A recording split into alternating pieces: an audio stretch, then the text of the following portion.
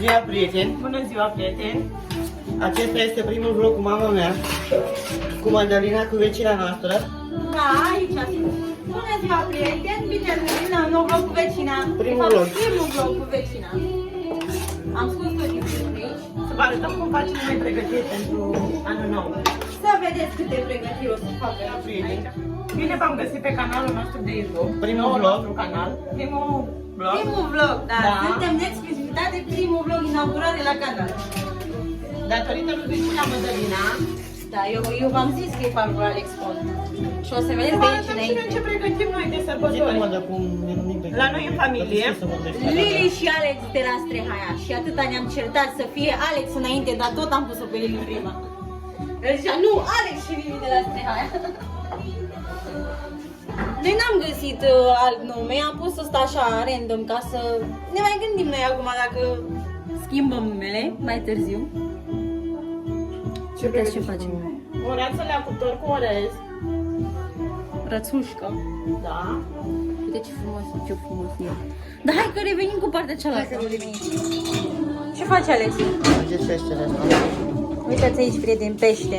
Am fumat. Cu lămâiță. Ce faci acolo? Decorațiune? Da. De Crăciun. Au! Sus și neudul ăla de greu. O, mane, Magdalena, tu.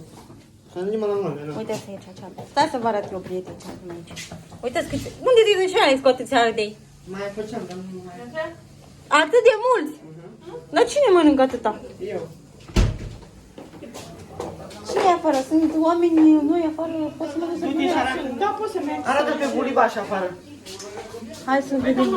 Stați aici să... Uitați aici oamenii. Tată, suntem pe vlog la vecina, primul ei vlog de pe canal. Lili și Alex de la Strehaia. Unde? Da, i-am făcut și lui canal ieri și azi face și el primul vlog la el pe canal. Vă rugăm, prieteni, abonați-vă la canalul lui Lili de la Strehaia.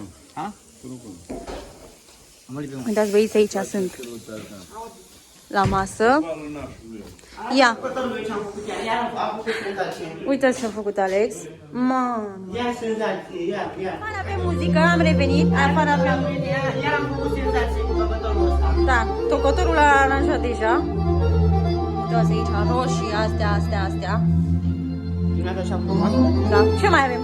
Mai am cozonaci, mai am pizele. Era multe. Are multe de făcut. Astăzi o să mai...